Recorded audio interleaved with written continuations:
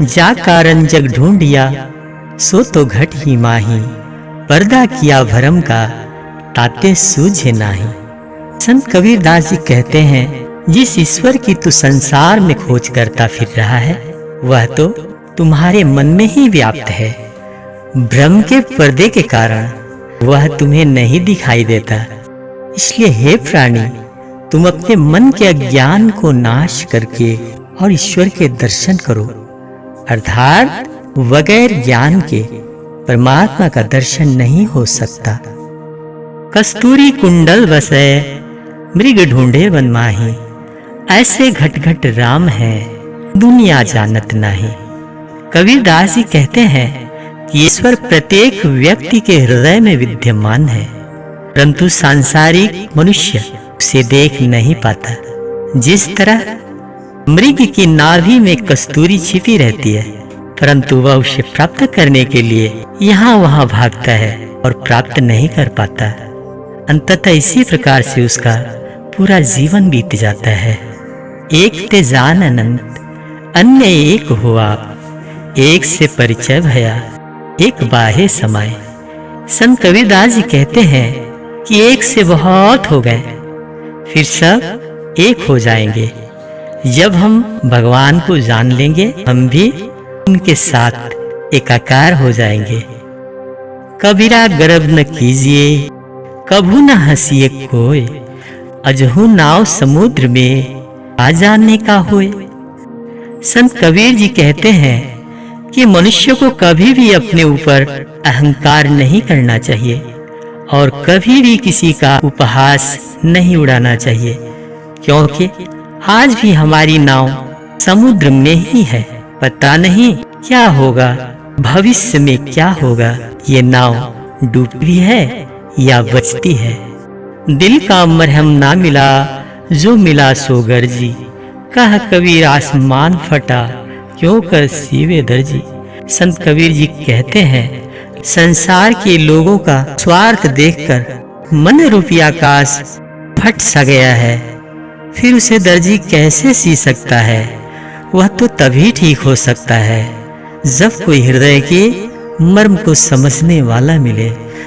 जो तिल माही तिल है जो चकमक में आग, तेरा साई तुझ में बस जाग सके तो जाग।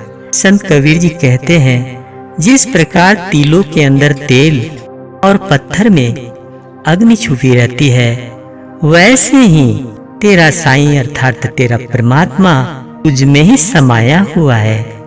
अगर तू जाग सकता है तो जाग जा और अपने अंदर के ईश्वर का साक्षात्कार कर अपने आप को पहचान।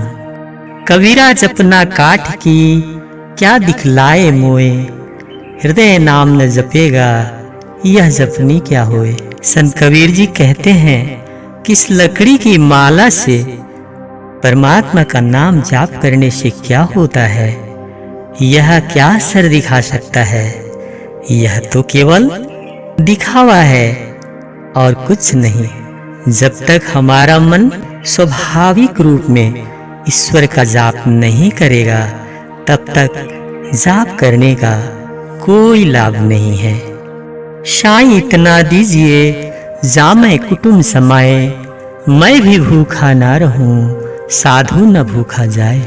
संत कबीरदास जी भगवान से प्रार्थना करते हुए कहते हैं, मुझे इतना देना जिससे मेरे परिवार का भरण पोषण हो जाए, ताकि मुझे भी भूखा न रहना पड़े और मेरे घर पर कोई अतिथि अथवा सतजन आ जाएं तो मेरे द्वार से वे भी भूखा न लौट पाए। माला फेरत झुक गया फिरा न मन का फेर, कर का मन का डार दे मन का फेर। संत कबीरदास जी कहते हैं कि माला फेरते युग बीत गया परंतु मन निर्मल नहीं हुआ। हे मानव, हाथ में पकड़े मनके को छोड़ दे और अपने मन रूपी मनके को फेर, अपने मन को निर्मल बना। जब गुण को गाहक मिले तब गुण लाख बिकाई, जब गुण को गाहक नहीं तब कौड़ी बदले जाही। संत कबीरदास जी कहते हैं कि जब गुण और योग्यता को परखने वाला ग्राहक मिल जाता है तब उसकी कीमत होती है, पर जब तक ऐसा ग्राहक नहीं मिलता तब तक गुण और योग्यता कौड़ियों के भाव चला जाता है। हिंदू कहे मोहि राम प्यारा, तुर्क कहे रहमाना, आपस में दो लड़ी लड़ी मुए, मरम न कोई जाना। संत कबीरदास जी कहते हैं कि हिंदू कहते हैं कि हमें राम प्यारे हैं और तुर्क कहते हैं कि हमें रहमान प्यारे हैं। इस बात पर दोनों आपस में लड़ते हैं, झगड़ते हैं और लड़ झगड़ कर मौत के मुंह में पहुंचते हैं। बड़े अफसोस के साथ संत कबीर जी कहते हैं कि इन दोनों में कोई भी सत्य को न जान पाया। मांगन मरण समान है, मति मांगो कोई भी, मांगन ते मारणा भला, यह सदगुरु की सीख। संत कबीरदास जी कहते हैं कि मांगना मरने के समान होता है, अतः कभी भी किसी से कुछ नहीं मांगना चाहिए। बुरा जो देखन मैं चला, बुरा न मिलिया कोई, जो दिल खोजा अपना, मुझसे बुरा न कोई। संत कबीर जी कहते हैं कि मैं इस दुनिया में बुराई खोजने निकला, परंतु मुझे कोई भी बुरा नहीं मिला। जब मैंने अपने मन के अंदर झांक कर देखा तो यह पाया कि मुझसे बुरा कोई नहीं है। पोथी पढ़ी पढ़ी जग मुआ, पंडित भया न कोई, ढाई आखर प्रेम का, पढ़े सो पंडित होई। संत कबीर जी कहते हैं कि दुनिया की बड़ी बड़ी किताबें पढ़कर कितने ही लोग चले गए, लेकिन कोई भी ज्ञानी न बन पाया। संत कबीर जी कहते हैं कि यदि कोई व्यक्ति प्रेम तत्व को अच्छी तरह समझ ले तो वह दुनिया का सबसे बड़ा ज्ञानी हो जाता है। ऐसी वाणी बोलिए मन का आपा खोए, औरण को शीतल करे, आपहु शीतल होए। संत कबीरदास जी कहते हैं कि मनुष्य को ऐसी भाषा बोलनी चाहिए जो श्रवण करने वाले के मन को बहुत अच्छी लगे। ऐसे शब्द और भाषा दूसरे लोगों को तो आनंद देती ही है, साथ ही साथ स्वयं को भी आनंद का अनुभव होता है। पाहन पूजे हरि मिले तो मैं पूजू पहाड़, जाते ये चक्की भली पीस खाए संसार। संत कबीरदास जी कहते हैं कि अगर पत्थरों के पूजने से ईश्वर की प्राप्ति होती है तो मैं पहाड़ों का पूजन करूंगा। आगे कबीरदास जी कहते हैं कि इससे तो अच्छी घर की वह चक्की पूजनीय है जिसका पीसा हुआ आटा पूरी दुनिया खाती है। ज्यो नैनन में पुतली त्यो मालिक का घर माही, मूर्ख लोग न जानिए बाहर ढूंढत जाही। संत कबीर जी कहते हैं जिस तरह आंखों के अंदर पुतली होती है और वह सारे संसार को देखती है किंतु अपने को नहीं देख पाती, उसी तरह परमात्मा भी हमारे हृदय में विराजमान होते हैं पर हम अज्ञानतावश बाहर ढूंढते फिरते हैं।